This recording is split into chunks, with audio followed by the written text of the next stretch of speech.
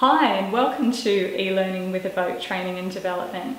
I'm Cheryl Hall and I'll be conducting a lot of your audio lectures throughout the course, but this is just a quick little interpersonal one which always helps engage learners, and this is to help you understand how you will be learning throughout our 4 modules of the course.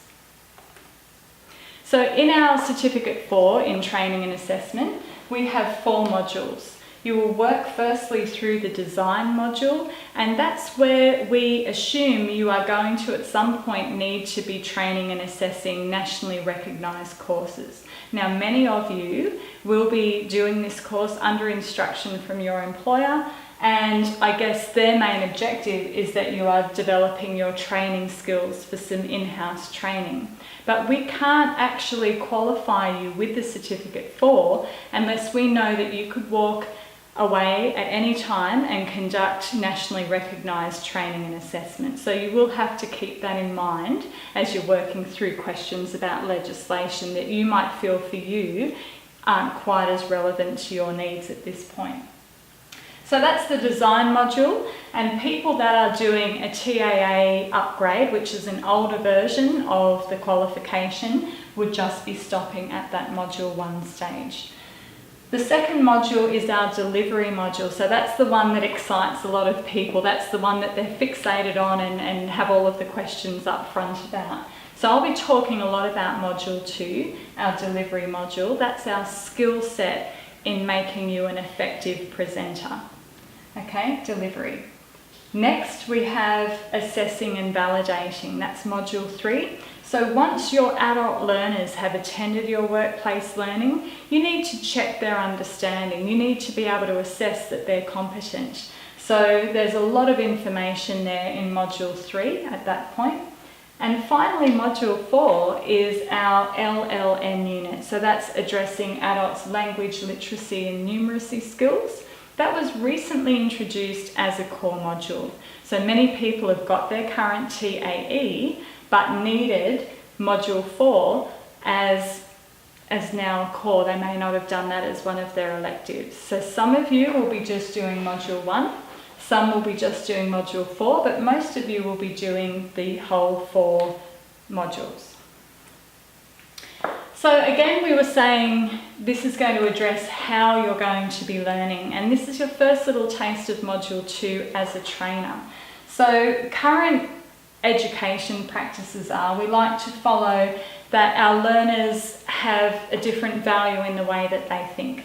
So at the bottom of the rung is simply just recall. So the remembering, understanding, that memorizing level, that is actually a very lower order level of thinking. So we will have some multiple choice questions, but you'll notice that they will be running straight after the YouTubes. So that will actually keep you more engaged. You're watching maybe a 6-minute YouTube and then you're answering questions about it. Training of old used to be do the whole course and then try and memorise, go away for 3 hours and study back through the material, memorise and participate in some multiple choice or short answers then. Current pedagogy, which is the study of learning, states that that really isn't an effective way. So we're just following best practice there. So multiple choice will be covered here. The next level is how you are then applying your knowledge in your situation as a trainer and assessor. And the highest level of learning, level of thinking, is creating. So getting the knowledge and skills and creating products for yourself, training and assessment products. Evaluating the current products and analysing those products. We make judgments about competency, and competency can be broken down into your skill, your knowledge, and one that people don't quite appreciate at the outset is attitude. And this is very important when you're looking at training adult learners in the workplace. You have to remember, and this might actually apply to you as well, you're going to have people that are employees that have their own operational deadlines, and suddenly they've been pulled out of those operations to participate in training. And they might be very time poor and start to wonder, well, gosh, my time could be used better back in the workplace meeting my deadlines. So you've got to understand the obstacles as a trainer and assessor, just as I can appreciate your own attitudes and positions here right now, having to do this certificate for yourself. But ultimately, you're going to have to inform your learners that you're not just judging their skill and knowledge, you are very much needing their attitude to be in the right place. For whatever reason, you've been enrolled in this course, and it's time to just start engaging in it and making the most that you can. So we've got ways that we'll be able to start assessing that holistically. So breaking it down for you, you'll be providing multiple choice answers to our questions, and that's that lower order thinking there of remembering and understanding what you've just watched in a YouTube clip. And that's of course testing your knowledge, part of your competency.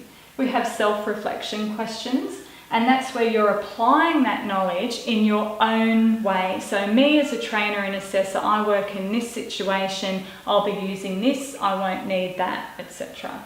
And that of course is very much tapping into your attitude. Okay, I can appreciate all of this information, the strengths of this, what I will be able to take forward is this in the immediate future. What I might need to develop more or learn more about is something else.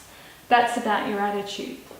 Then you'll have some products that you'll be producing. So there is some training documents in VET, quite a lot of documents actually, which sometimes can make this quite a dry course, and we try to take the dryness out of it. And because you're e-learning, you will actually be doing workplace simulations. So you'll use Evoke documents, and we actually give you YouTubes and are very explicit in how to fill out each part of that. So that'll be no problem at all.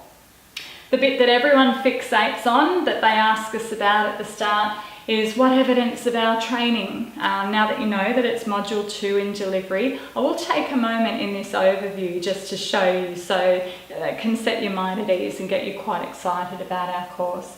And finally, there is your validation, or I guess assessment, of our 4 modules that you're working through, and I'll get to that again in a minute. So firstly, let's look at you providing evidence of yourself as a trainer through this course. And again, that's in Module 2.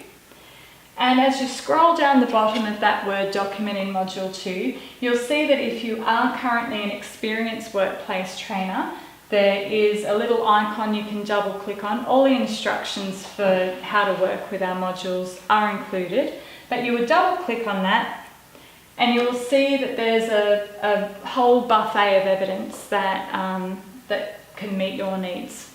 So if you have some training attendance records from training that you've conducted, you can insert those there. If you don't have access to those, or you've left that organisation, you might find that it's a little bit awkward to contact them and get a copy of that. Hopefully that won't be the case, but you can use our training attendance records. It would just need at least either the signature of the people that attended your training, or perhaps the email contact. So randomly we could actually go through and make sure that that is authentic evidence. Also, and this is the one that we're more interested in, if you can't get your training attendance form, we can meet your needs with that, okay? But we will need to see your lesson plan, because what we're interested in is the changes you've had to make as a trainer with your first group compared to conducting the same session, the same type of training, with a completely different learner group, okay? So perhaps your first learner group might be very experienced in what you're teaching, and it might be more of a refresher for them. The introduction might take 1 or 2 minutes. But in the second lesson plan, it might be brand new employees, and that whole introduction process might take 10 minutes. So you can see the difference, how you're going to meet the needs of your learners. All that type of information will be totally negotiated. You just supply us with what you've got. Our assessors will look at that, and of course they'll contact you in a very friendly way if they require some more. So there's no need to contact us up front. Just work through that, do the best that you can, and if it won't be sufficient, it's not a problem still. We'll just ask you to submit a little bit more. And of course we've got some self-reflection questions on that as well, which test your attitude and really make sure that it's authentic. You know, your situation as a trainer would be very different from anybody else's in your organisation. Now, if you haven't had any previous experience or you find that you can't provide sufficient evidence at all, you can click on one of two options. So option 2 here, you could actually record 4 training sessions, minimum of, I think it's 40 minutes duration. Now, we don't really have anybody here at Evoke do that. It doesn't tend to meet your needs because it is e-learning and you would have to be submitting these really huge recorded files to us. So it's not logistically feasible. So most, virtually all actually, tend for option 1, which is just double clicked on, and you would just take a photographic image of each of your training sessions. We'll be able to see that it's to different learner groups and you're capturing some of your resources. So for example, right now we're capturing the fact that I'm giving you a PowerPoint presentation. You can see the screen even though the laptop's just out of shot there. Also, with that inexperienced or not sufficient evidence, you would have a couple of documents that you can fill out as well for us. So hopefully that's taken a little bit of the scare factor out of it. We're very open to negotiating with what you're able to provide for that. And we need you to just focus on the modules and the learning first. So you can see we've covered that for you. And the one point that I want to get to, the thing that interests us more, is you providing feedback to us as you're working through the course. And again, that's showing that authentic evidence. You haven't just copied and pasted from one of your workmates and used theirs. We've got some built-in systems for that. We need to make sure your evidence is authentic. This is a table you become very familiar with about the rules of evidence there. So, within your modules, as you're working through, we need you to be mindful of any external links that are lost. Now, most of the links we give you are Evoke links, so we can control those and how they're published and for how long each one's published till the next upgrade of the course. But we might have links to government sites there. And as different governments come into office, they like to reinvent the wheel, rename things, change websites, and a lot of the time those government links will be lost. So in any given moment that might occur, and you need to just let us know in the module, please. Also, and especially the improvement. So if you're finding ways, considering you're going to be a trainer and assessor pretty soon yourself, you need to always be continuously improving your own course material. So this is very relevant to the training and assessor qualification, that you are providing us feedback as you go.